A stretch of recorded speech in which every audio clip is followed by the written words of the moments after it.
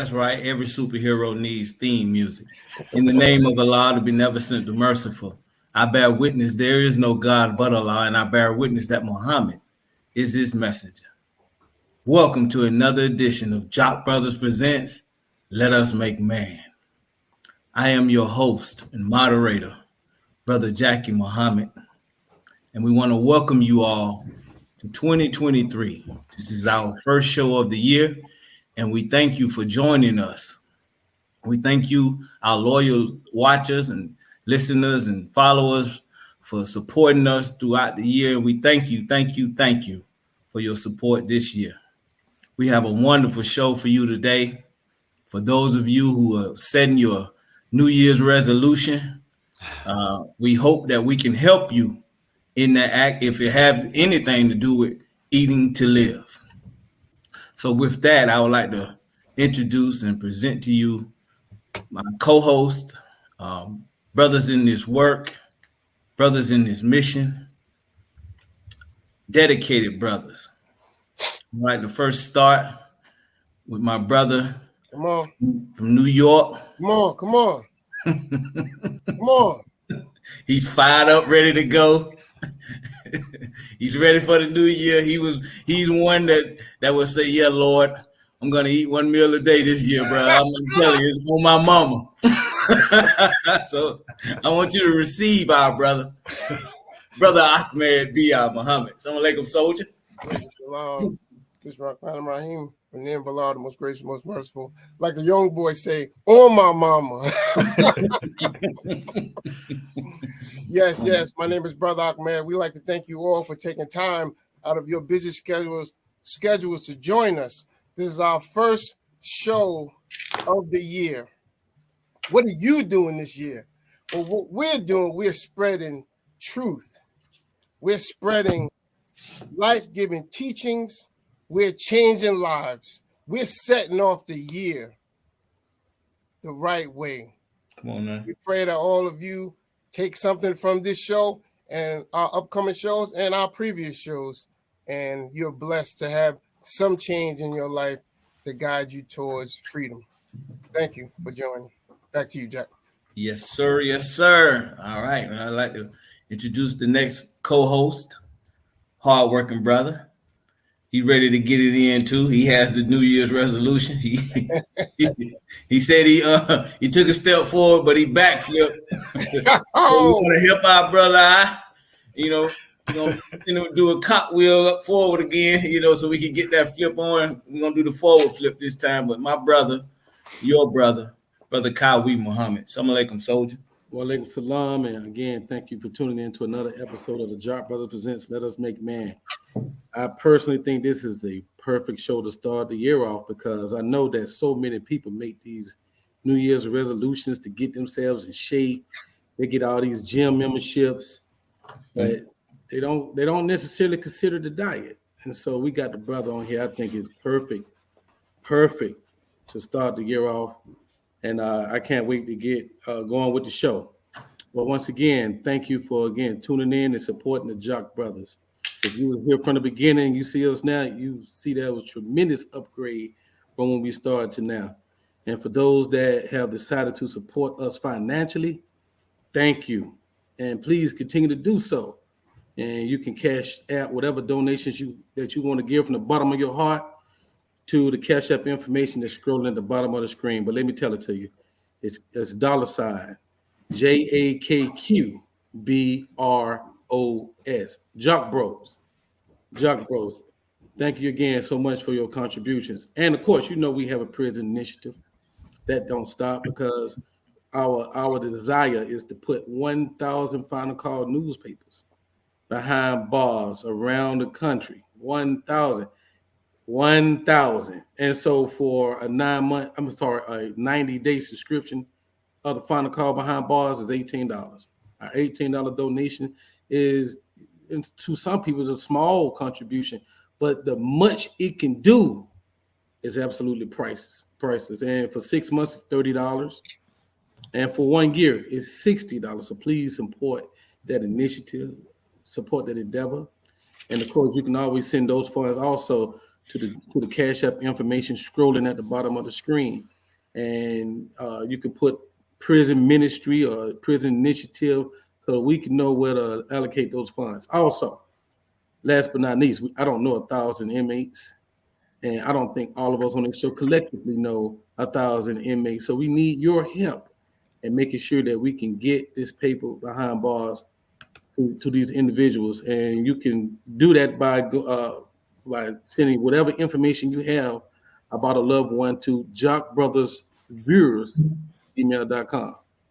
And again, we'll need their name, we need the inmate number, address, and if you can give us the name of the chaplain for that facility, that'll help us. Let us help us weave through some of the issues that we had with some prisons.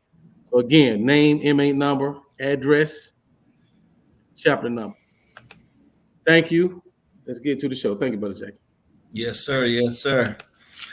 All right, brothers and sisters, like I said earlier, we have a wonderful show. We have a wonderful guest. I want to read our guest bio.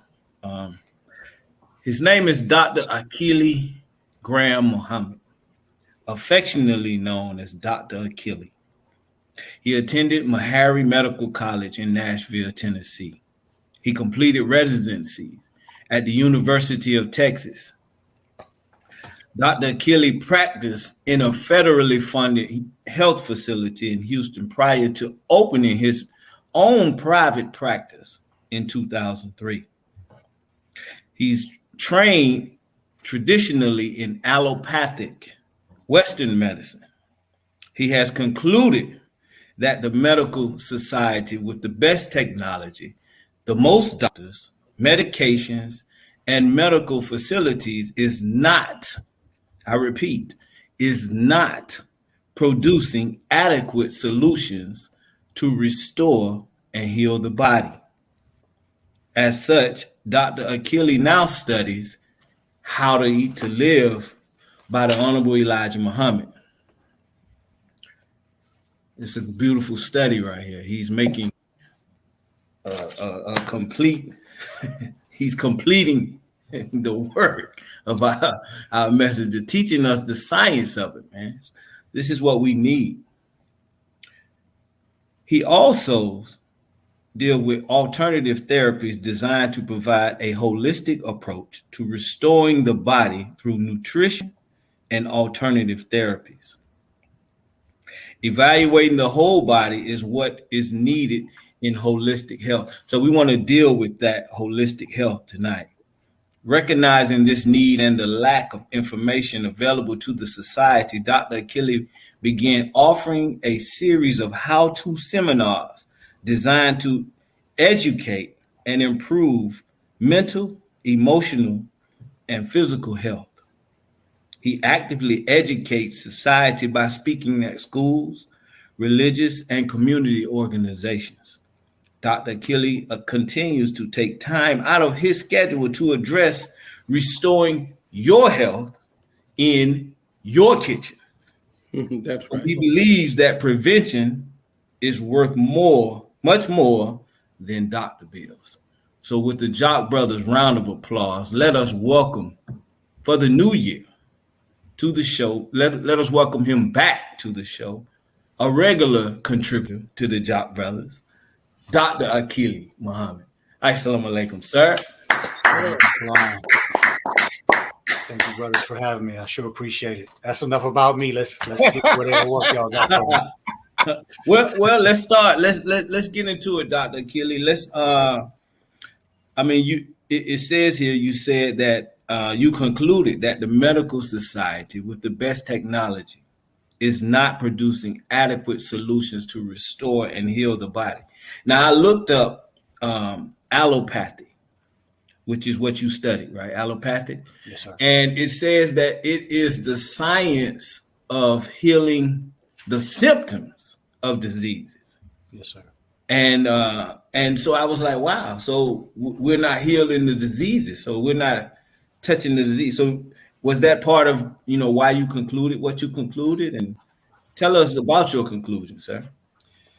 Yeah, I was in my office in 3rd Ward. The Black community near downtown in Houston, Texas, and I was having a frustrating day, bro. I was sitting across from this lady, had 14 pills on the table, and it was like just a real frustrating day. I remember leaving the office saying, "Man, I'm not gonna practice medicine anymore. I'm gonna change, start doing real estate." All my friends were making a lot of money in real estate, and I was just, I mean, this is not what I wanted to be a doctor for. You know, giving pills, sending to a specialist, sending to surgery, sending for this procedure.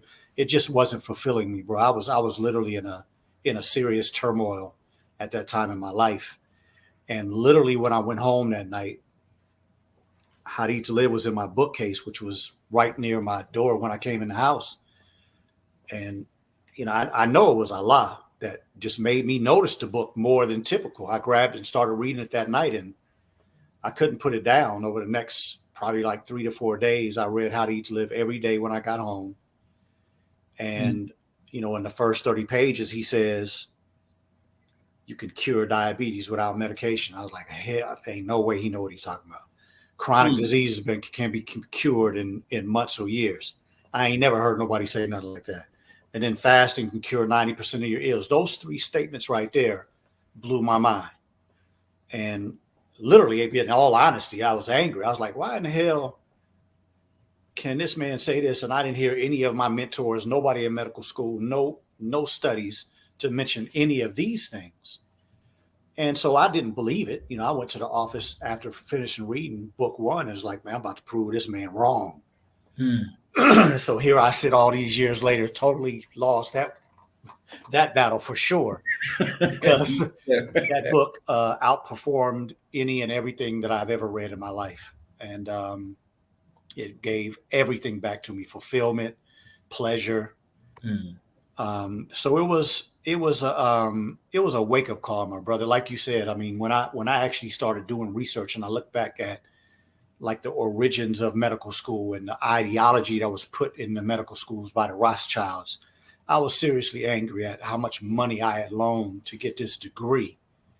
But over the years, I've been comforted because there were some things that I learned through that process that I think gives me a deeper understanding in some of the things that Dr. Elijah Muhammad said. So it's been a serious, worthwhile trip to get to where Allah has me today. And I'll explain that to everybody in a little bit. Yes, sir. I want to go back to something you said about reading. You said for the first 30 days, or you said you was reading? How did you? First 30 pages. He said first those 30 things in the first, it's either the first 30 to 35 pages. He makes those, to me at that time, were profound statements. Yes, sir. I wanted to say that for those of us who are striving to get on or get back on How to Eat to Live, Brother Jabril said just reading the words in the book consistently, the spirit of the words can help us have the strength to follow the teachings of the Most Honorable Elijah Muhammad in How to Eat to Live. I just wanted to throw that out there. Absolutely. Okay, so now you deal with holistic health as well. What is holistic health? Well, for me, I don't define my holistic health like the rest of these people out here, but yes, sir. You know, just by the way, if y'all read just 5 pages a day, you'll be finished with the first book before the end of the month. So that's a great way to start your morning if you're trying to get your mind back on How to Eat to Live. But, you know, to me, bro, How to Eat to Live is an entire lifestyle. I don't believe that the Honorable Elijah Muhammad misses any aspect of my life when he talks about the right way to eat, when he talks about the right way to look at God, when he talks about thinking correctly. I mean, there are just so many different aspects to the book. Just made me look at my life and I said, damn, there's a lot that I have to fix at the time when I first started reading it. And so I spell holistic with a W, WHOLISTIC, whereas most people out here spell HOLISTIC. And I determined that based on that fact, that when I read How to Eat to Live and then really started to study it and delve into it and wanted to be a practitioner and a perfect practitioner of it, my life became more and more whole. The aspects of my life that were raggedy the book was inspiring me. Of course, the teachings in general with everything else that he and the minister has given us, but it was How to Eat to Live that started my journey of wanting to be a whole person. I wanted my mental health to be good, psychological, emotional, spiritual, physical, all of that to be good. But I wanted to be a better husband, a better father, a better son. I wanted to be a better Black man for the community. And so when I started thinking about all of that, I wanted to be whole. And this world doesn't make Black people whole. And I believe that the teachings that Honorable Elijah Muhammad do. And so that's why I started using that terminology. I would say that it's much different than the explanation of these typical holistic doctors out here, because in many cases, I have seen them be just as materialistic and just as money driven as the regular medical industry. So word to the wise, be careful. Yes, sir. Yes, sir. Now, to me, and I was talking with someone just recently about, holistic care, because it seems now that, if some of us are going through something, and it seems that we wait until the last stages to delve into holistic care. And I'm wondering about that. But to me, it always have, I try holistic. Okay, but when did you try? Did you try? Was it preventive or was it after the fact? So in your approach to holistic care with the W, is it more preventive? Is it more before something something happens to your body, or does it work after the fact? Like if you're dealing with, I don't know, any disease that you're dealing with, describe, when should we start with holistic care? Excellent question, my brother. My first response would be that Honorable Elijah Muhammad said prevention is the best way. So that's what we should be doing. We should be trying to put together a healthy lifestyle to prevent anything from going wrong in these beautiful bodies we've been given. Now, that's a difficult process in America. And what I meant earlier about, I was going to tell you all where I am now. I have been studying the 7 most popular health documentaries on the earth. They are, of course, on Netflix and Prime Video and these other places, but the 7 most popular I have been studying over the last month. And there's no question in my mind, these people have been studying How to Eat to Live by Honorable Elijah Muhammad. And so when you go out here and you start looking at these documentaries, very few of them even consider Black people. And when they do consider us, they pick the most ignorant Black person, or they go to Africa where we look the most savage. And that's what they present to the world of us. Yes, sir. But I am here to tell you that the mistake we make as Black people, and even those of us in the Nation of Islam, is we don't start trying to murder white supremacy. That should happen every day. There should be something about us that didn't totally come right. We should be trying to fix that. That's what Brother Keely's trying to do, become holistic. Right. Because I look at these documentaries and I have respect for the people that do them. I actually have admiration for the people that do them, but that don't change the fact that these white people are racist as hell. They say things in their documentaries like, we've been doing this for thousands of years. Man, Black people have been on this planet for trillions of years. So shut that crap up, or arrogant behind. And I'm saying this to you, brothers and sisters, because if you don't go into these documentaries thinking like I'm talking, then you're going to be confused when you come out of the documentary and you won't even know why. And it's because they're slapping you across your face with this racism, this arrogance, because white people don't know how to give credit to the origination of medicine, which was Emotep, who taught all them Johnny come lately pale faced dudes. All of these people now that supposedly have these new programs, Methuselah Mouse, calorie restriction, OMAD. They don't want to say 1 meal a day. They know where they got it from. But all these different terminologies that they use, that nomenclature wasn't around until they arrested the Honorable Elijah Muhammad and took his books. That's when they started researching what he wrote in all of these articles around the country. And so they've been studying him. And these documentaries are proof that they've been studying us and them. I'm sorry, us and the Honorable Elijah Muhammad. And the reality is that there's nothing more important than prevention. Right. That is the most important thing that all of us should be doing. You should have a daily regimen that's going to prevent you from ever going down the hill to be diagnosed with a disease or diagnosed with something or having a problem or having arthritis or losing your memory. None of these things should happen if we understand and then we prevent. Now, if you wind up having a medical problem, how in 2023 are we still trusting a system that ain't never proved nothing to none of us? And we've been watching this medical system since our grandparents started taking medicine. That's right. Yeah. So to me, it's a real foolish idea when people come to me and ask me what my opinion is and then tell me, well, I'm going to go and get this powerful, stuff. And then if it don't work, then I'm coming to you. Wow, that's so stupid. Because let me tell y'all something that I learned this summer in my garden. I was at my bell pepper and my jalapeno and my tomato plants and just cleaning up stuff, weeding and stuff like that. And I just happened to touch one of the leaves. And at the same time, the leaf was touching me. One of the jalapenos was on my hand. I was like, damn, that thing is hot as hell. The actual fruit of these plants, which is underneath the leaves, were hotter than the leaves. And the leaves were where the 100-degree temperature was on. Blew me away. I never even experienced that before. And I went around to each one of the plants that had food on it, and I tested them all. Now, if anybody can tell me how in the hell can any human being go into a laboratory and put in a pill that type of science?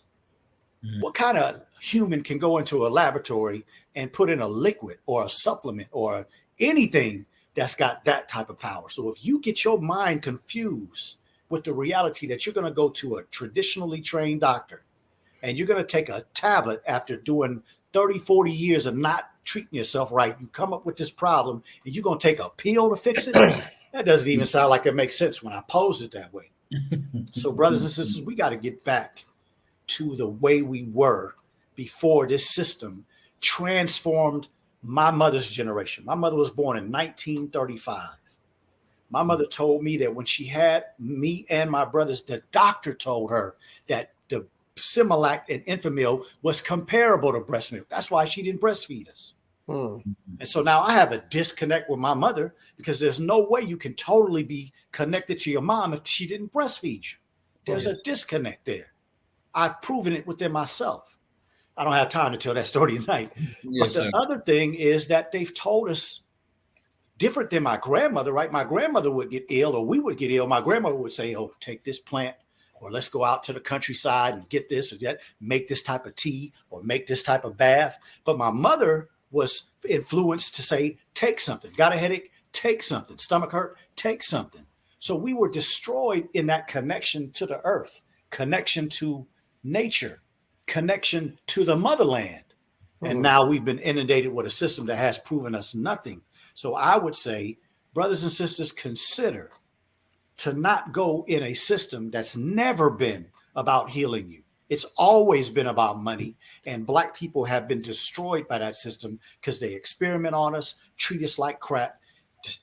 2020 statistics are that 80% of Black people still go to white doctors. And you wonder why your Black behind is getting closer to the grave every day. But let me ask you something. According to what you said about traditionally trained doctors, is it difficult for you to find a group, holistic trained or holistic doctors that study that study? Is it hard for you to get a group together because the traditional trained doctors seem to more that they studied the traditional medicine get so caught up in it? Is it hard for you to find a group of brothers and sisters or men and women that support holistic health and wellness? It's been impossible, my brother. I mean, I've been talking like this about how to live since about 2005, 2006 in the nation and out of the nation. And I have nobody that has any ideology of what I'm talking about. They have no connection. But I got plenty young folks, bro, that are tapping in, and some of them are going to medical school. Some of them have decided to be other different things. But as Allah is my witness, bro, He's going to help me build a team where we won't have to worry about having to undo what you go to these schools. And because I'll be honest with you, bro, it was so much propaganda that when I sat back and looked at how I was trained, it was mostly propaganda. Because the nights and the many nights and the many hours that I sat down and studied those books, most of that knowledge was good. But as soon as I got up out of the classroom and walked into the hospital, it was all follow this doctor, follow that doctor. And then if I'm honest, the doctors that I was following was the ones that was cool, the ones that was all the ladies was interested in, the one that drove the nicest car, the one that lived out at the nice house. That was the stupidity that I was on, because I really didn't understand what the gift was that God was giving me. So, you know, to decide to be a physician for those reasons, which I can say deep in my heart, it was always to help people, but that was the influence as I was going through the process. And, you know, when I read How to Eat to Live, it was a wake up call. I mean, I literally was angry because I realized that it was all a facade. There was nothing in the aspect of so-called education that was true and honest. It was all for a way of putting a person in a peg, right? Put him in this box, or put him in that container where the fleas hit the top and then take off the top and they still ain't going to jump out. You see what I'm saying? That's what they do to us. And in all honesty, my personal viewpoint is the more education you get in the American system, the more against your people you become. You don't realize it, but you're not being grown to be for your people. You start thinking you better than your people. And you can just look around at doctors and lawyers and black PhDs. Just watch their activity. It'll prove it to you. Yes, sir. Yes, sir. So, yes, sir. Oh, go ahead, brother. No, go ahead. First of all, I'd just like to thank the viewing audience. And if y'all hearing something that you like that can help a family or friend, please share this show, because my brother's on fire. Yeah, you know, I'm loving the energy, brother, the passion, and I just want you to keep that up. So we on Holistic Talk, and when I used to work, whenever I go to the office, or when I used to work in corporate America, you know, I would see a lot of people with herbs. They didn't take the pills. They so instead of taking the blood pressure pills that the doctor gave them, they'll take a herbs supplement, something, you know, whatever it was, diabetic, to take the supplement because they felt that was more healthy. Is that the truth? Is it more healthy? Is herbs something that work? Absolutely, my brother. You know, I would say probably 90 to 95% of the pills that you get prescribed by a doctor is an a blocker or an inhibitor or something in the body, right? Think about it. Blood pressure pills, beta blockers, calcium channel blockers, ARBs are angiotensin blockers, angiotensin inhibitors. You see what I'm saying? That's what the majority of medications that you take from a doctor is going to block some system in the human body that was made by the God we serve. How the hell are you going to get better by blocking something from the God that you serve when you're trying to get better? So yeah, herbs are a much better perspective. The problem is that, as the Honorable Elijah Muhammad tells us in How to Eat to Live, that we're dealing with a commercializing people. They commercialize on everything. And so many of our people are doing that. But I ask people all the time, how long have you been taking that herb for your blood pressure? I've been taking this about 5 years. Damn, you could fix a blood pressure problem in 6 months. So you have the same philosophy of not changing and not doing something different. And so it's not much different than taking a pill, because if you're taking an herb, you're spending money every month or every how often. But what about the things to solve the problem? And that's unfortunate, because when you're talking about something that's more effective, then people should grow, right? If I'm ignorant about health in general, if I come to a holistic practitioner, I'm supposed to grow in knowledge. I'm supposed to be able to take this herb and say, okay, here's some other things. Here's some explanations. I'm taking this. I'm going to do these other things. And eventually I'll be able to wean off of this herb. But that's not the way these people think these days, because they're thinking about the business plan more than the people. So I got to find as many people as I can and put them on these supplements and make sure they come back every month, every couple of months, and re-up like a damn drug head. So it's not much different in the philosophical perspective. But yes, herbs are better than something that's inhibiting the human body. And let me just say this last thing, because we have to, well, I shouldn't say we, Brother Akili has to disabuse my people of looking at things so mystical and so like in this crazy way. Come on, man. Do not believe that there's any magic about herbs. Herbs produce, that's not true. Herbs give us, they deliver nutrients. So the best place to go for nutrients is food. That's why the God that we serve, that's why Allah put food on this planet Earth, so that we can eat it and maintain this body at the highest level. Now, if something goes wrong, sometimes an herb will give you an extra boost in this particular fill of nutrients, or these particular phytonutrients, or these particular micronutrients. But at the end of the day, don't believe that the herb is supposed to take the place of the food. No, it's not. It's an addition. It's like going to the gym, like most people are doing right now, wasting your damn money, because by February you won't be in the gym anymore. But people go to the gym, and the gym industry knows that they're going to make all their money in January. That what they charge you is going to last for the first 6 to 8 months, but you ain't coming back after February. But think about this. You go to the gym, and you're supposed to be doing the work. You're supposed to get under that bar. You're supposed to do that press. And if somebody's there to help you, they may push your arms down. They may lift your arms a little bit. They may pull on the weight a little bit, but you got to do the work.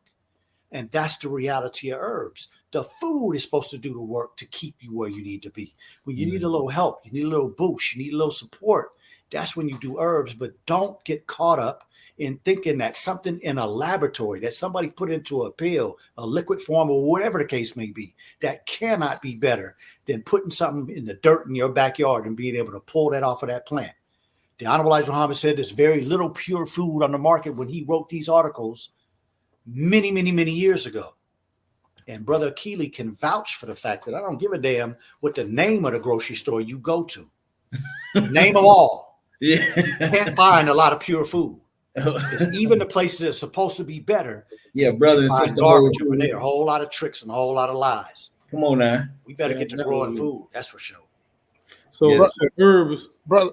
should be looked upon as being a sparring partner. Yeah, and even that, bro, they got to research. I mean, since this pandemic has happened, man, I've taken many Muslims off of supplements with pork byproducts. I've taken many vegetarians off of supplements that have animal byproducts in them. And I've taken many people off of supplements that have cancer-causing agents and other things that are horrific for your body. And here it is that you're trying to do something good. So there's a lot to learn about what is going on out here, because we're being fooled every day in the name of somebody making money, and it's going to be at your expense if you're not educated. Yes, sir. Wow. But I just wanted to jump on one of the words you just used a minute ago, one of the myths. And you spoke about the myths in the different herbs, but that myth that, I've given up because it's heredity. I'm sick because my family has a sickness, and it's been going all the way through slavery, because they can't go further than that. But their mindset is, I'm sick, so it doesn't matter what Dr. Akili says or what the books I'm reading say. My family has a sickness, and that's it. We're done. Yeah, I mean, a person who has that philosophy, it don't make a difference what Brother Keeley say. I mean, that's cool, what I mean? But maybe you the same type of person that think that white people came first. That's just proof that you got to reincorporate your information and go on a different track, because it's just not true. I sit here in front of you all from a family, just like most Black families. Diabetes, high blood pressure, seizures, cancer, liver problems. I have all that in my family, but I sit here in front of you, brothers, 55 years young, not a medical problem, no issues. I get up every day. I don't have any joint pains. I don't have arthritis. I went through a detox and had some eczema in my face over the last few couple of weeks. But outside of things like that, I don't have any problems. But how is that true when everybody in my family, even people that are younger than me, are taking high blood pressure medicine and diabetic medicines? How is that true when I have many people that come to me and say, I have diabetes like everybody else in my family, but they solved the problem in a year? I have people that come to me with Parkinson's. My grandpa had it, my uncle had it, my daddy had it, and they're solving the problem. That's not possible if it's genetics. Not one of these brothers that you see on this program right now can change the shape of their nose unless they got Michael Jackson money. Can't change the color of our eyes. Can't change our lips. Of course, unless we go to surgery. That's genetic. But a medical problem? Why would God allow you to have a medical problem in your genetics? The darker the person, the closer you are to the pure genetics of God himself. You get the light-skinned people like me. We had some white men raped my great-grandmother. That's how I wound up with this light skin. So all that stupidity is mixed up in my genes. But the darker the skin of a person, the closer you are to the pure genetics of God himself. That's what our genetic line goes back to. Why would he put disease in his genes? It makes no sense. I don't know one person on the planet Earth that would consider God having a medical problem. We should think of ourselves the same way. Brother Keely, that was rough, man. Well, you disabused somebody today. All right, so okay, so let's go into fasting then. Let's go into fasting now. Fasting for us is just say, they matter of fact, if you study what they're doing now, they say when you wake up, if you wake up at 8 and you don't eat until, I think they try to do like a 16-hour fast. They call that fasting now. But our fasting is at least 24 hours, 48 hours, or 72 hours with no food, just water, tea, or coffee. What is happening in the body scientifically during a fast? Is he froze? Did he freeze? Yeah, I think unless that was my screen. Yeah. Oh, Yakub don't want us talking about fasting. Okay. Did you hear me, brother? No, I heard you say fasting for 48 hours, 72 hours. That's the last I heard. Okay, yes, sir. I'm asking what is happening scientifically in the body during a fast? If we fasting for 24, 48, 72 hours, what is happening in the body scientifically? If you can, yes, sir. Well, first of all, let me tell this page number, because the Honorable Elijah Muhammad talks about fasting on book 1, page 20. So for you all that are listening, make sure you go to the book and look at what the man says that I'm quoting. But he said fasting with the right type of foods is a cure. He says that on page 19. And then he says fasting is a cure for 90% of our ills. So there's a great reality that's happening when we fast. Now, I've got to put this in context, because to talk about the benefits of fasting, you got to have the tools available. The Honorable Elijah Muhammad tells us over and over and over in How to Eat to Live, the best of foods.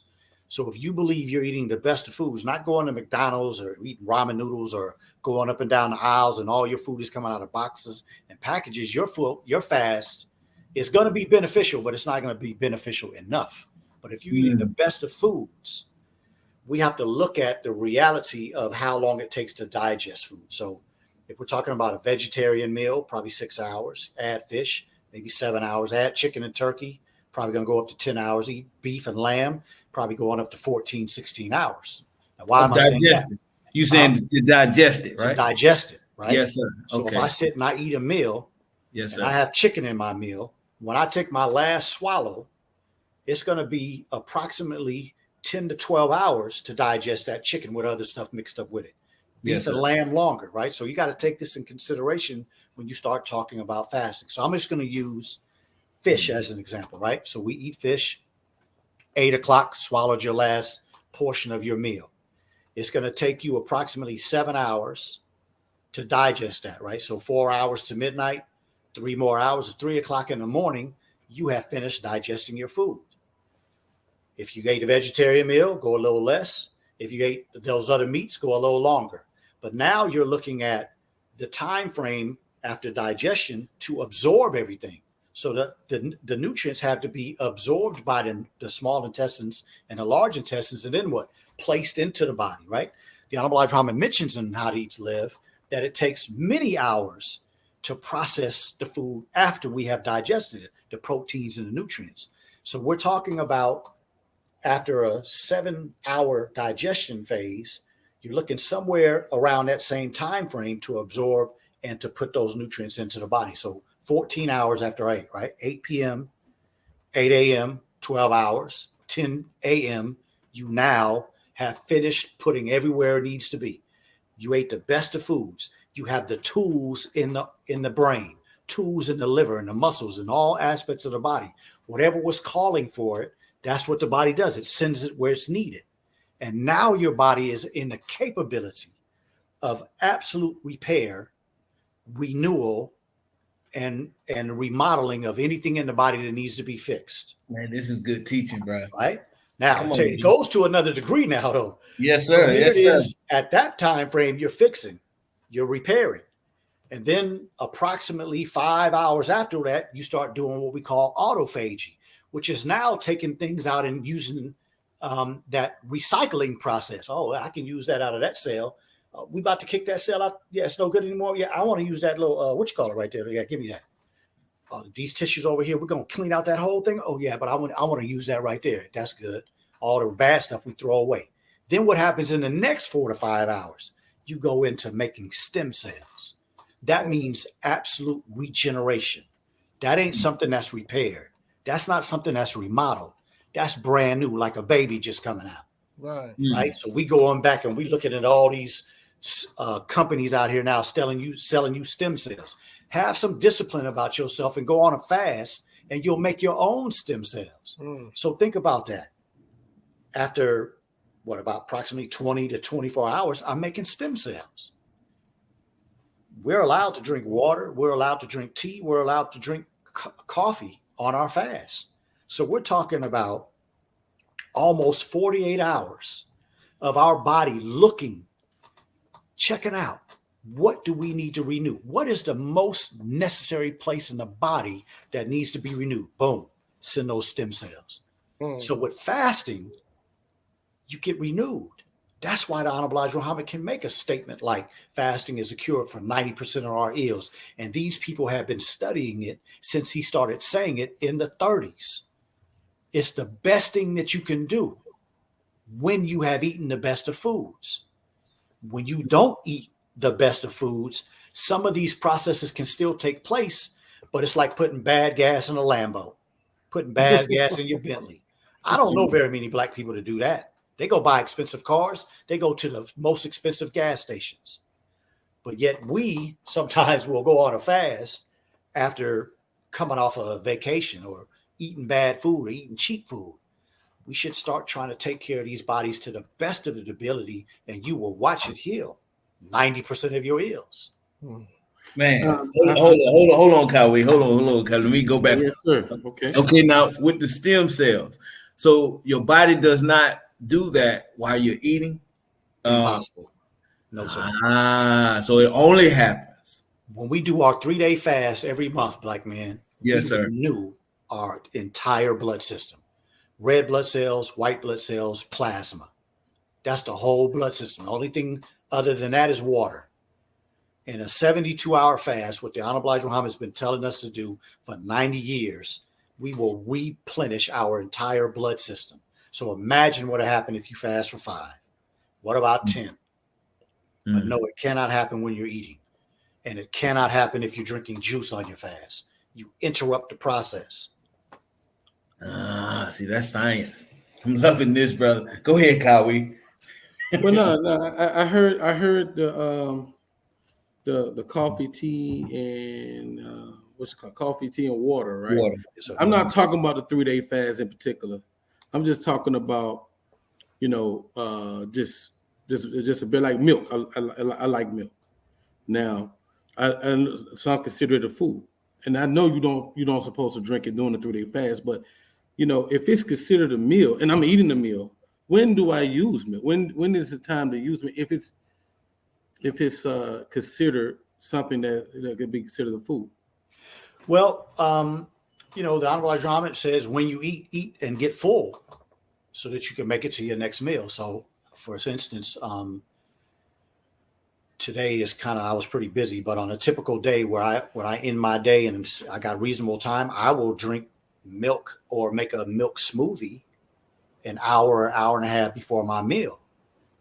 And then I'll go into my bean soup, my wheat bread, and sit down and eat whatever my wife has prepared. And so that's the way I use milk. I would say that every person that drinks milk has to consider milk a meal because it has a lot of what's in the bean soup. It has a lot of the nutrients that we need. So it literally is something that the body has to process. There's not a lot of digestion. I would say hardly any digestion, but it's a lot of processing that the body has to do. What is this? How do I separate this? What am I going to do with this after I absorb it? So this work. And that's what the Honorable Elijah Muhammad mentions about starting the digestive process in between meals, right? So if we're fasting, milk should not be a part of fasting, but milk is an excellent source of good nutrients, many good nutrients, including vitamin D, but it definitely has to be done in a way that makes sense because it also has a lot of calories. When my wife and I first got married, we both blew up because we were doing a smoothie every day before breaking our fast, right? I was strict on my 1 meal a day, but I would do a glass of milk with some sugar in it because I can't stand the taste of it myself, or some honey, or I would make a smoothie. But I was drinking that every day, man. I blew up to almost 200 pounds in a couple of months.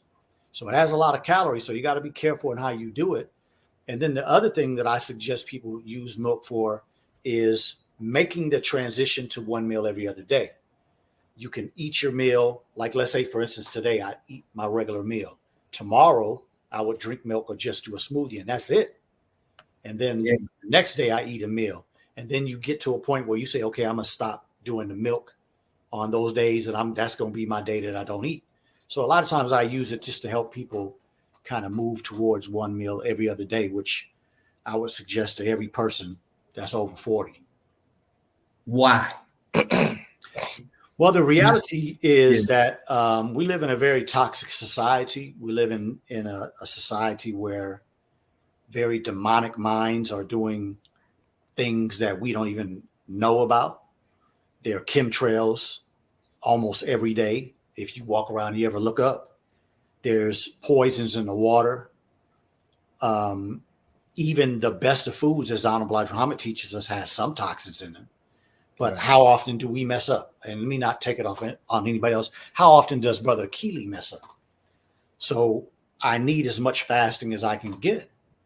And so when I suggest that people should do it over 40, it's because the body is not getting any higher in metabolism once we reach 40, because most of us start sitting more. We become more sedentary around 40. People usually still have some activity. I'm just talking in general. It's not everybody. In general, people usually start slowing down in their 30s, and by the time they're 40, they're much more sedentary. And so it doesn't make sense for any human, because it doesn't happen in an animal, in nature, not animals in a zoo or in somebody's backyard, but animals, as they age, they don't eat as much as they did when they were younger. But humans continue eating the same amount of food or even more as they age. And that's why you see bellies getting bigger and jaws, and medical problems. So that's why I suggest it to people over 40. And the second reason is because with all of this toxicity in our environments, imagine every other day you're producing stem cells. So to some degree, you're renewing yourself every 48 hours. I think that's a pretty wonderful thing to do. And as much work as we have to do to get our people right, we need to live as long as we can. So last statement about 1 meal every other day. The Honorable Elijah Muhammad states that if we eat like he is teaching us, we'll live to 140. He never talked about when to start. Another place he says, if you eat navy beans, whole wheat bread, and milk, you will live to 140. And then he says, if you eat one meal every other day, you'll live that much longer. He didn't put a number on it. So because Brother Keely's interested in not only, inshallah, being the conduit by which Black people get healthy, first in the Nation of Islam, and then we can become the examples for everybody else on the planet. But after that, whatever else it takes for us to get our people to a place where I can say, you know what, I'm good. I'm ready to check up out of here. I think I need to live at least 250 years to be able to say that. Come on now. That's what I'm talking about. Okay. We got a question inside on the milk conversation inside the text. Does the milk we drink need to be raw, or can it be pasteurized? That is a well, let me first say I don't use the word raw, because the word raw comes from a different school of thought, and I don't prescribe to any school of thought other than the Honorable Elijah Muhammad and How to Eat to Live. The Honorable Elijah Muhammad calls it whole milk, so that's what Brother Keely is talking about when he's talking about milk. But it's a good question, because it does talk about whether or not you're going to get milk directly from a cow and drink it, or are you going to pasteurize it? My understanding is that the minister discussed milk with some believers, and he explained to them, I believe Dr. Wesley was there at that meeting, and he told them that it should be pasteurized. So I would never say anything different than the man who has helped raise me and put me on a better path of how to eat to live. So I would suggest, especially because most people have no idea what the right questions are to ask when you go to a farm, it would probably be best for you to pasteurize it. Pasteurization doesn't do a lot of damage. It may do some. The majority of the damage in your milk is done through the homogenization process. So for sure, don't drink homogenized milk. But if anybody's interested, reach out to me if you need to get the list of questions that you need to ask if you're actually going to go to a dairy farm and buy milk from people directly. Okay, we need to get that information of how they can reach out to you so we can display that through this conversation. But I want to ask you, I know the minister did say that the milk should be boiled. Is that pasteurization when you boil the milk? Okay. Yes, okay. But I always tell people that the boiling process that I suggest is what they call flash pasteurize. So you get your temperature, your milk up to the temperature of 160. You keep it there for about 3 minutes, and then you put it back in something and put it right back in the refrigerator or your freezer and cool it down quickly. Because again, the pasteurization at that time frame will kill the type of bacteria that can sometimes be in cows that can cause infertility in men and women. And so that is the concern. I don't need to go into the names of them because they're very scientific names, but that's the concern, is that there are some bacteria in the milk that are natural for a cow, but in humans, it could cause problems. So that's the concern. No, that's proper, brother. That's proper teaching right there. Okay, man, I'm yeah, this is good, brother. Okay, let's go with the basics. 1 meal a day at the proper time.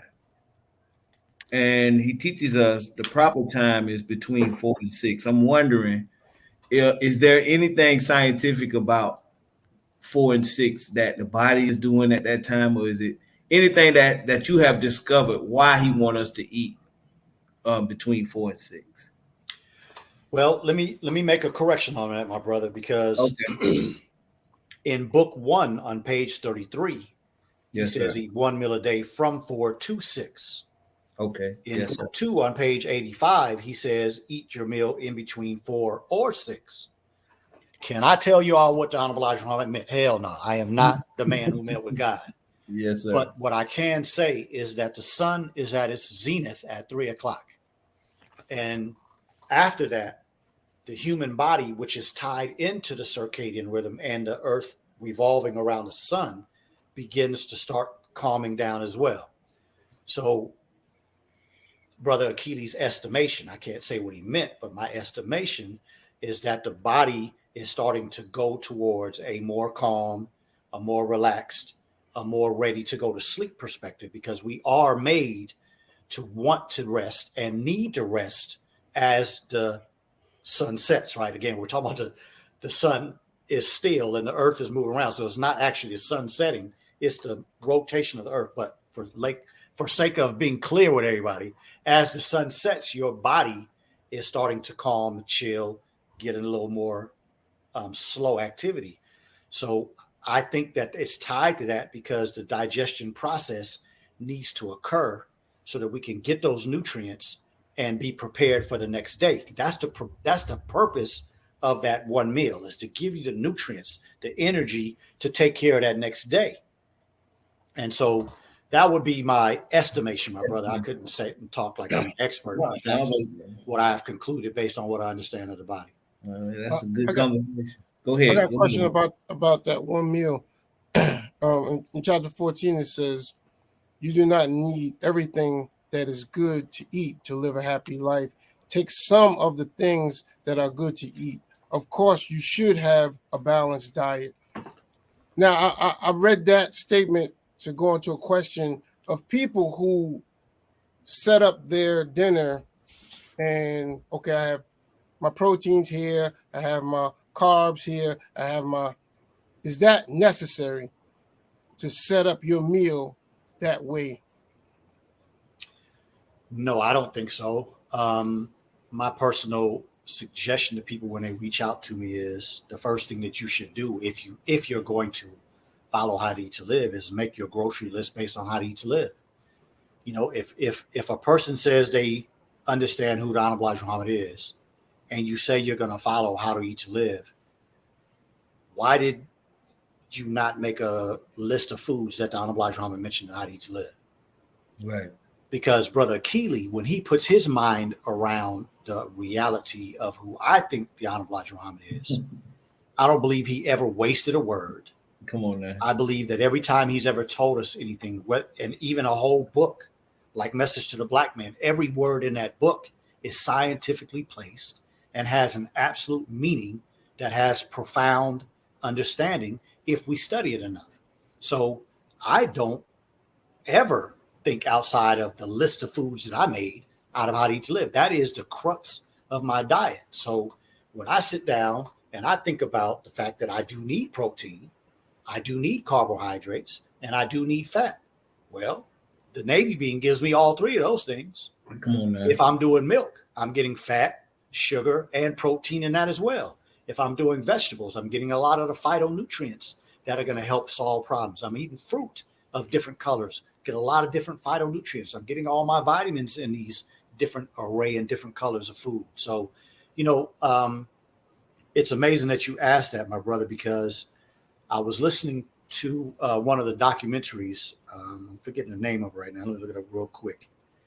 But that's what the guy was talking about. He said nutrition versus nutritionalism. And a lot of these people, that's what they're talking about. They come up with these ideas, and then 10, 15 years down the line, somebody else proves that was BS. Now, I got to talk real quickly about the process of a mother making a baby, right? Because the minister taught us, if you want to understand how Allah created himself, study the womb of a woman. So here it is that the sperm and the egg touch each other. And a lot of people think just one sperm made. Thousands of them make it. Mm-hmm. There's a courtship process. The egg is checking out the sperm. Sperm is checking out the egg. When the correct match occurs, the sperm penetrates the egg, and there's a rotation and an explosion that begins. In that process, the cells start duplicating, right? And as that's occurring, it's moving. And then it becomes implanted. And when it first implants, it's a foreign body to that woman's body. So you have another uphill climb in that her body is now trying to murder this thing. Right. And then her cells cover it. And now it's not a foreign body anymore. But that process of that early process, and then eventually be turning into a little baby, there's a umbilical cord, a sac of water. Her her uterus expands and gets thick to protect that baby. What am I saying? Everything that we need is on this earth. Everything. There's nothing that can be missed. And so if you follow the foods that this man has given us, I promise you, you don't need to go into all the specifics like these people are doing. It takes years. It took me years to understand these things. And so for the average person, it's not necessary to know these things if you have a good foundation. Now think about what we have in the Nation of Islam, or people that just are sympathizers, or people that just like how these live. Think about what you have in comparison to those who are vegans. And this ain't trying to throw any shade on vegans. I'm just telling the truth about veganism. Veganism was started by a white man who didn't want to harm animals. I think that's one of the most foolish ways to start an eating plan, because a man's philosophy was to not hurt animals. No, the scientific basis of what you should eat is what is going to fulfill the needs of the body. You need micronutrients, right? Donald Drama said that everything that's in the earth is in the body, and everything in the body comes from the earth, even the metals, the vegetation, the rocks. So we need those micronutrients that make everything that we see. We need the vitamins. We need the fat, the protein, and the sugar. So if the foods that he lists, which in my study, he gives the best quality foods, the best nutrition in the foods that he suggests. So what we have to do is concentrate more on being disciplined and diligent. Stick to the foods that he gives us and watch your health improve. And for all of you that have made a New Year's resolution, my suggestion would be start small, start slow, and build yourself a lifestyle that you can live with. Because this idea of doing something major at these specific times of your life, well, like we said in the beginning of the show, go back and ask yourself, how many times has it worked? If you make a New Year's resolution every year and you fail every year, you don't have to stop making New Year resolutions, but you do have to start doing something different in the way you approach them. And so the book, How to Eat to Live, gives you a methodical way of going from multiple meals down to one. Take your time doing that. The How to Eat to Live is about going in your kitchen, in your refrigerator, in your cupboard, and look at what you have there. Look at what you've been eating. That's why you are where you are right now. And then go to the book and start looking at what he says to change, and start changing here and there. Eat less meat. Eat not as big of meals, but still get full. But then watch these things start to work. And when you start applying small things and you start to see results, then you don't have to worry about making a resolution. Just keep going. Just keep going. All right, brothers and sisters, we are at our mid-hour. We want to thank Dr. Achilles for such eye-opening teaching. We want to thank him for his spirit and everything. So, Brother Kawhi, let's go ahead and deal with the commercial, sir. You are muted, sir. Get the engineer to unmute. There you go. Once again, family, thank you for tuning in to the Jot Brothers Presents Let Us Make Man. Again, Dr. Achilles is cracking lots of atoms over here in my household. So giving you stem cells, brother. Them stem cells, man. They got the new stem cells over here. They are, you know. Come on, man. Please share the show. I know it. I know it's somebody that you know that can use this information. Everybody you know. Somebody in their family that's suffering from their diet. So this is a great show to share. And again, please support our initiative, the Prison Initiative. Once again, a small donation can do so much for one of our brothers that's incarcerated, or sisters that's incarcerated. $18 for a 3-month subscription. Please support that. And again, the information to send money for that is at the bottom of the screen scrolling. Is our Cash App, $ JAKQ BROS, Jock Bros. Also, we as the Jock Brothers, we like to support businesses. All of us are business owners. That's what Jock Brother represents. Us trying to go out there and do our own thing. In my business, I'm a realtor. Please give me a buzz if you have any desire to get you a home or commercial business or some land. I'm really into that land now. So give me a call. I'll try to make the process super easy for you and enjoyable. Next one, Brother Ahmed. Oh, of course, Ahmed. He's an author now. This brother got so many like subtitles up under his name. He got many letters, but he added one. Author. Support our brother. You can support. You can get his book on Amazon. This is his first book. This is first. I can't wait to get his 12th. Right. That's right. So support our brother. You can go on Amazon and get Bilal and the Bully. I can't see it, man. I don't have my glasses. Or you could just go to eat some carrots. or just go to the website www.bipublishing.com and get his book. My next book is going to be Dr. Akili and his fast. How to build stem cells. Hey, don't put my name on there, bro. Put the Honorable Elijah Muhammad on there. Be like, yes, sir. that's right. Give me Smart man. like this. Smart And man. of course, you got the owner right here, right in front of you, my brother Jackie Muhammad with Supreme Waste Removals. If you need a can, 20-footer, 30-footer, 40-footer, dumpsters. Well, I call it. Well, it depends on where you are. A dumpster can. And what you want to call Brother Jackie, dumpster? Yes, sir. Dumpsters. You need a dumpster. Contact my brother. It's number 404-957-7639. Anything you want to add to that, Brother Jackie? No, sir. Well, if you're in the Atlanta metro area, we travel from Douglasville to Covington to Griffin, and we do go a little bit towards Alpharetta, but we do Norcross. So wherever you need a dumpster, man, let us know. And if the money right, you'll go to Valdosta, right? No, it's enough money right here, brother.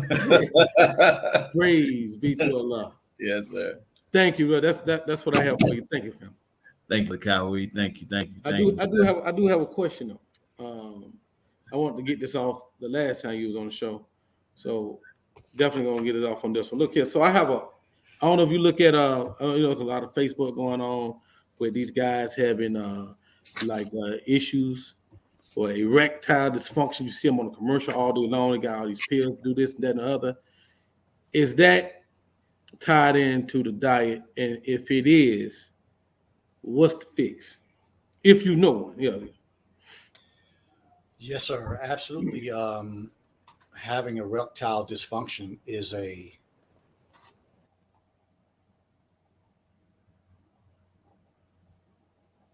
You froze again? Oh yeah, that's him, froze. I'm thinking this. We got a bad storm over here. Yeah, you froze. You back, brother? Okay. Yes, sir. The medical industry has kind of sliced up the body into parts, but that's not the way Allah made these bodies. These bodies work as a uniform group of organs for one purpose, right? And so if you have high blood pressure, something wrong with the whole body. If you got a heart condition, can't something be wrong with just a heart? If you got kidney problems, it can't be just the kidneys. Yes, sir. So when a man has erectile dysfunction, that is a serious indictment of the lack of having quality blood flow in his body. And that doesn't happen overnight. That's something that took years to happen. And what many people don't know is that with all this smoking weed and popping pills, we're starting to see erectile dysfunction in 20-year-olds now, regularly. It ain't like sometimes. It's like erectile dysfunction like a lot of 40 and 50-year-old men that reach out to me. But that is a sign of serious heart disease, blood flow problems all over the body. And if it's not corrected, you're going to have some serious issues. So, I would suggest men stop getting the blue pill or Cialis or stopping at the store and grabbing that stuff that people typically do that's sitting at the front counter, because if that's your plan, you're not solving the problem and something's going to happen and it's going to be major and it's not going to be good. A person who has erectile dysfunction is a high risk for heart attacks, high risk for strokes, high risk for peripheral vascular disease, meaning you don't have good blood flow in your feet or your hands. Also, it potentially can cause you kidney problems long term because the blood flow to all these organs is in trouble, just like the blood flow to the penis. Now, talk about the anatomy real quick. The anatomy of the penis is that blood flow goes in, and then there's a specialized vein in the penis where it shuts it off. And that's what keeps the penis erect, is the blood flow staying in the penis and it won't go back out. So if you have problem with erections, you're having a problem with a specialized blood vessel problem, but it's a sign of a generalized problem. So it definitely is something that if a man starts to have that problem, he needs to get serious about changing his lifestyle. And so if you need help with that specifically, reach out to me. But I'm not trying to scare anybody. I'm just trying to be honest with you. He already scared.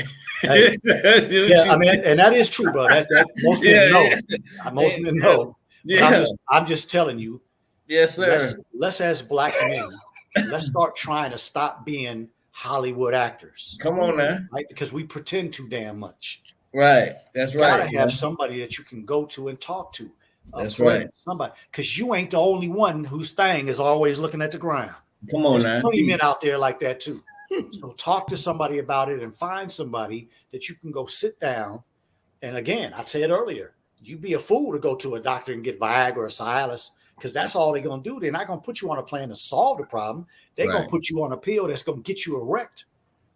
Sometimes that causes men to have heart attacks. Right. You So forget all get about on a plan. Yes, But sir. let's stop being so afraid of being real. We got to start being real with each other. Everybody has somebody that they can talk to. Stop acting like you're going to go to the grave with some of these secrets, because that's what's going to happen. You're going to go to the grave with them secrets. Great. Wait. Yes, How the brothers get in touch with you? Because you going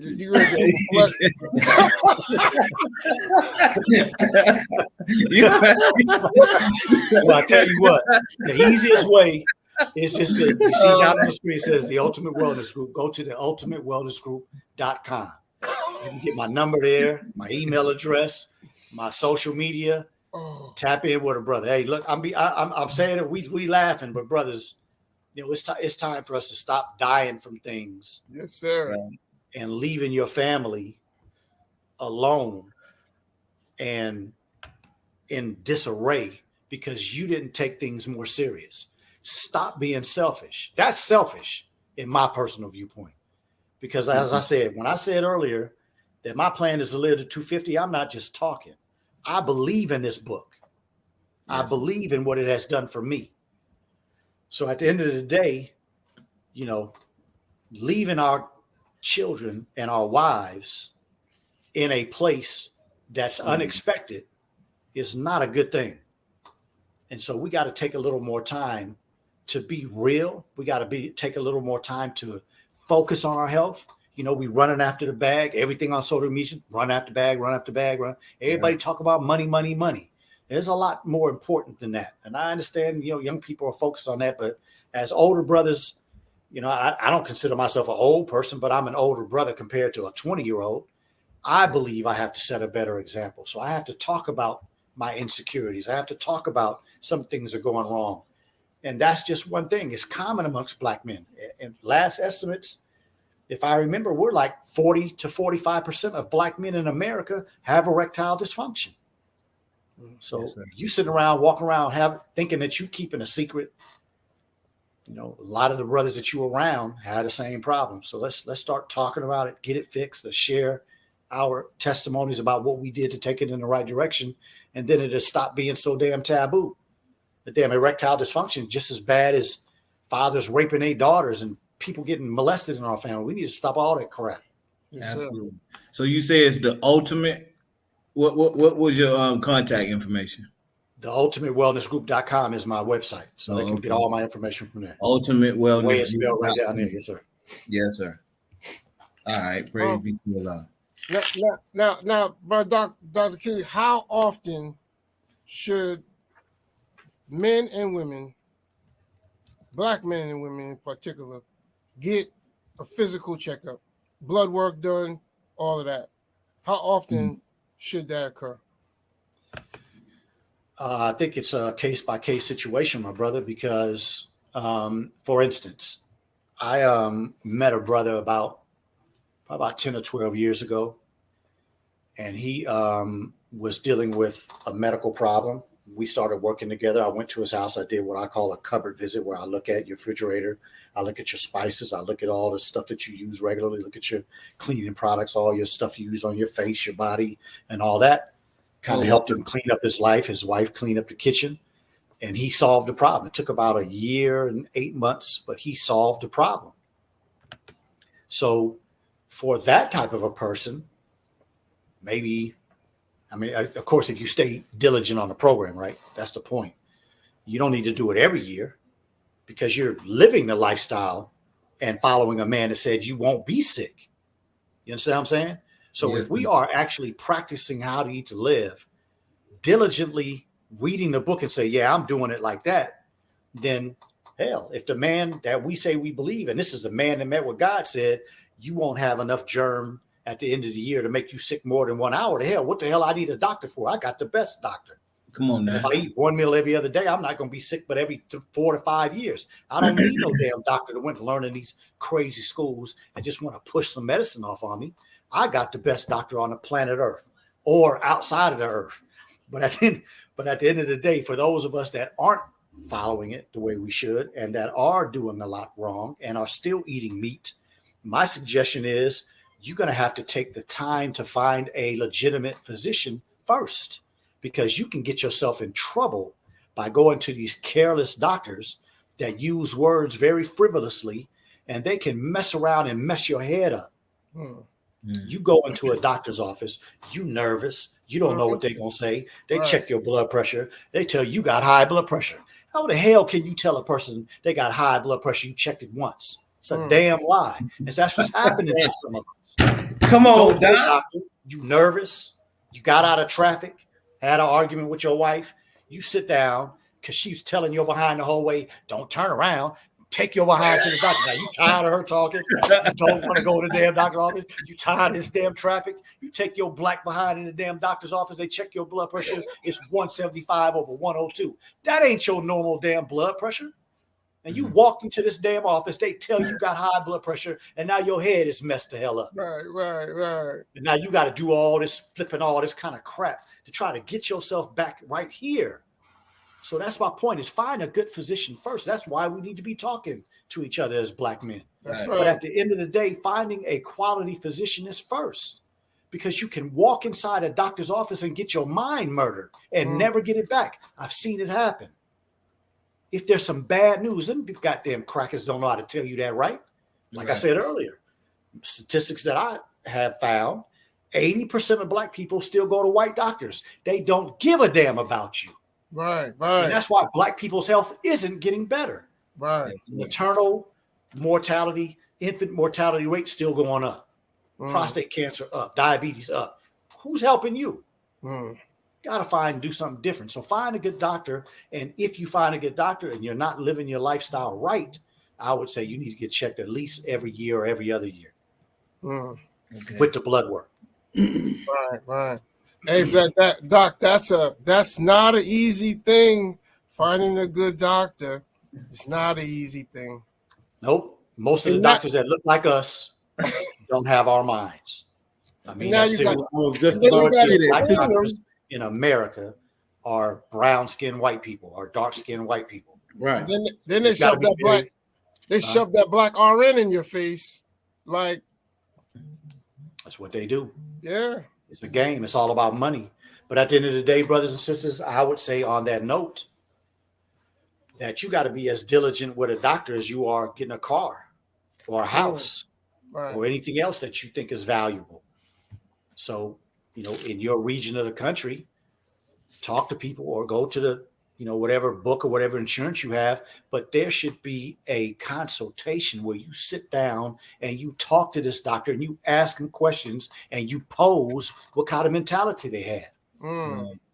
That's what should be first. You should never walk into a doctor's office and present yourself for the first time with a medical problem. You are probably going to wind up in trouble. So go and sit down and talk with them and ask them questions when you're not in a rush, when you don't have a serious issue. And if things go right, then maybe that's the right person. But if you go and everything is chaotic, you put yourself in that situation. I'm trying to find something that I was reading. The doctor is arguing with you about why you haven't taken certain shots. He or she, what's wrong with you? No, well, I'm firing you right now. You fired. Well, I hope everybody paid attention to this brother that died I shouldn't say died, had a major heart attack on a football field the other day. Yeah. You can believe what you want to believe, but I've been watching football since I was a little boy. I haven't been watching the last few years, but I saw the news article and the videos about him today. I mean, I'm looking at these brothers that are on this show with me right now. I know that none of us have ever heard of any 25-year-old young man having a heart attack on the football field. Right. Some strange situations here and there, like a couple of Len Bias and the other guy out in California who had heart attacks on the basketball court, but they had abnormal hearts. This young man didn't have any problems. If you don't believe that that's associated with this vaccine, then you need to do a little more research.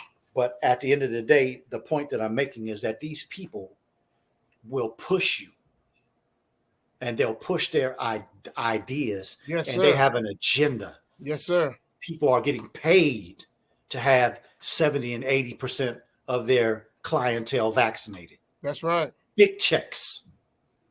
And you walk in their office and some of you are not strong enough man. to push back. I'm just telling you the reality of life. Come on now. I know people and members of the Nation of Islam. They heard the minister give that damn instruction, and they got the shot anyway. Why? Yes, sir. Because some damn doctor talked them into thinking that they knew more than the minister. That's right. That's some stupidity right there. I don't give a damn who don't like that statement. But at the end of the day, my point is, those of you who need physicians, it is a reality if you're not taking care of yourself based on what the best doctor said. But you have to be careful going into these offices because it'll be somebody looking just like you that has no damn concern about you because their paycheck and where they live and where their children go to school and what kind of vacations they want to take, what kind of car they drive is more important than your black behind. Believe it or not, I'm telling you the reality of being a physician and knowing what I'm talking about 100%. It's a wicked system. It don't matter if they look like you or not. Yes, Did you sir. find They don't look like you. Yeah. We're about to close out. Because we want to bring him back. Okay. But I want you, Dr. Akil, if you would, because you do your how-to seminars, and your focus is to educate and improve the mental, emotional, and physical health. And you say here that I keep losing it. Evaluating the whole body is what's needed. So going forward now, we got brothers and sisters listening, going forward. And in your closing remarks, if you will, what should we do to start our year off right for improving our mental, emotional, physical health? And then we must evaluate the whole body, in order to determine our holistic health. Can you give us some instructions? Well, I would say the most effective thing that I could tell everybody that's listening, if I was you, I would go to Prime Video and watch a documentary called Heal, Heal. After you finish that documentary, I would go to my site, blackstream.live/TUWG, and watch my critique of that documentary. And after you finish doing those two things, if you will, look in the mirror and stop lying to yourself.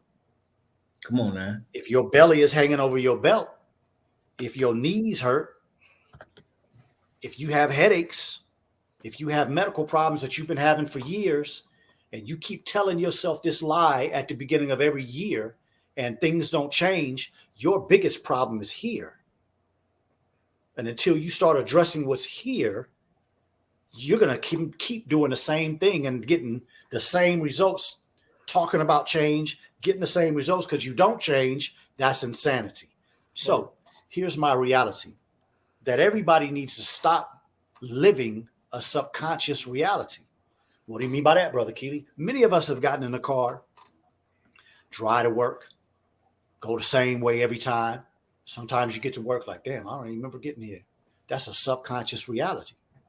Some of us get up in the morning, roll over on the same side of the bed, brush your teeth first, take your shower, put on your lotion, get dressed, put on your makeup for sisters, go down and get your coffee, get the same, walk out the same way, same radio station, same drive path.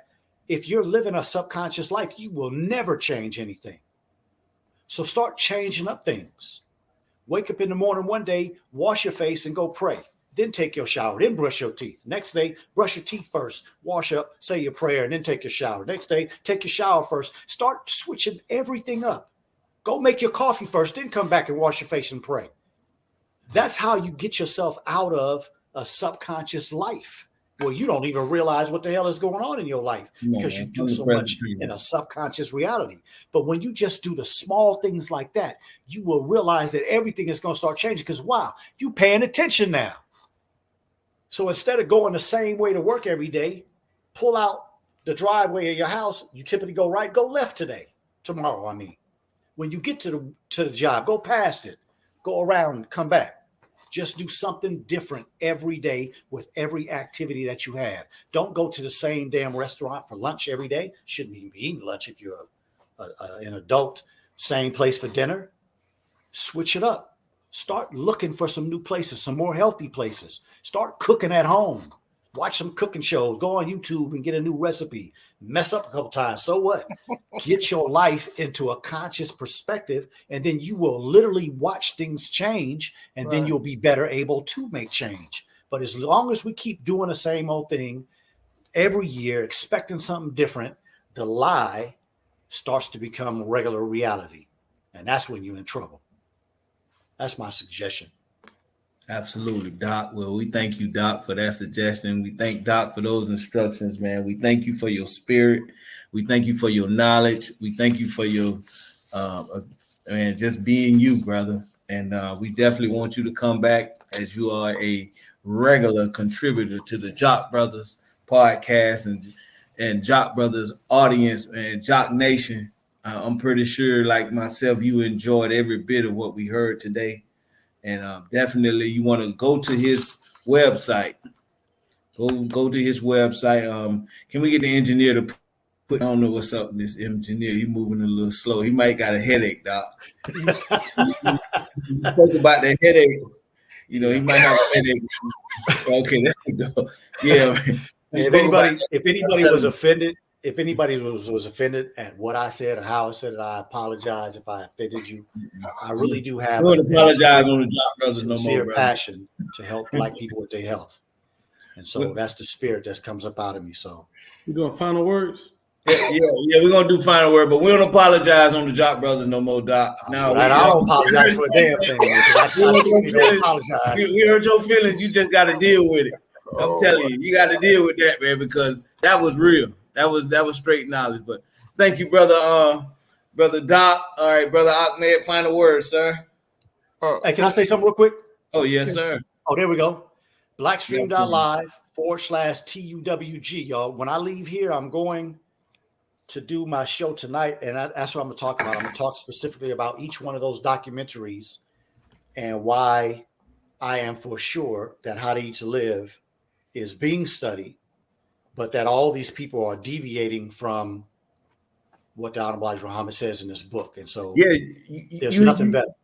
You said OMAD. That's their little code they use now. Yeah. 1 meal a day. That's popular on social media. OMAD. OMAD. OMAD or intermittent fasting. That's the words that they use, and they're really They're really copying us. So there's no period before TUWG for anybody that's going. Yes, sir. Don't worry. The engineer, we working with him. We working with him, Doc. This new year, though. New year, new me. All right. We going to get him right, Brother Doc. All right. Go ahead, Brother Ahmed. Your final words, sir. Thank you, brother Dr. Akili, for coming on. You know, we man, you help a lot, even if it's impact right now, because a lot of people, like you said, there's New Year's resolutions, they fade away, but we want to keep impacting them with this straight up in your face reality of your health. And people talking about generational wealth, we talk about generational health. You know, I mean, let's get it on, man, because we're losing generations. These young brothers and sisters, this drug generation, you know, it's rampant. It's taking over. Either it be guns or drugs, or we're losing them, man. We're losing them, and health is not on the table. Nobody's talking about it. They're not singing about it. They're not rapping about it. Come on, nothing. Man. I'm telling you, it's out the window. So thank you for coming on, and thank you for inspiring us and giving us this first boost in the beginning of the year. Thank you, bro. Praise be to Allah, Brother Kawi. Yes, sir, Dr. Kelly. Man, this podcast, this show was dope. It was just what I needed, man. You was talking to me a couple of times now. I know I got your apology, but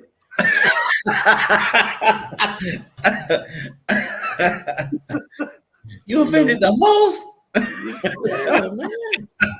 They ain't gonna have me back no more. They ain't gonna have me back no more. Oh man, he ain't gonna come back. But no, man, I really appreciate it. I know a lot of people got something out of this. That's the purpose of why. This is the reason why I wanted you on the show so bad. I mean, I can't think of a person that could talk this subject as strong as you. Yes, sir. Strong. But it's other subjects I want to touch on, how to eat to live. I just pray that we can get you and other, experts or people that can talk these various subjects really, really well to keep coming back to the job, brother. Because when we intend to save people inside and out through podcasts, and I know you're trying to do the same thing. So in that regard, man, we're more than just brothers in faith, man. We are brothers in work. We're brothers in this battlefield. And I absolutely love you in the way, in the spirit in which you give out your message, well, not your message, but the message of the Most Honorable Elijah Muhammad, yes, sir, as taught and demonstrated about our Minister Farrakhan. Keep doing what you're doing, brother. I can't wait for you to come back again, brother. I'd love to, bro. Time. Guess what? If it wasn't for the Honorable Elijah Muhammad, I'd be suggesting y'all get a vaccine. Yeah. Well, so I can't take no credit for it, bro. Got to give it to them. Yes, sir. Yes, sir. Yes, sir. Well, look, Jock Nation, we thank you all for tuning in once again. We thank you all for the support, the love that you're showing, and we even thank our critics. We thank you for critiquing us. We thank you for talking bad about us. Keep talking bad about us. I mean that you still getting the word out for us, though. But praise be to Allah. Everybody got a job to do. The Jock Nation, Jock Brothers, we trying to do our job. Dr. Keeley, go and support our brother. He has his own podcast. Go and support. Go to his website. You can get all his information. Send information. Send your questions to him. Let's get healthy. Let's get healthy. All right. So that's it from me. May Allah continue to bless you all. And as the minister told us, may the peace and blessings of God be upon you and your families for the new year. Thank you, Jock Nation. Another.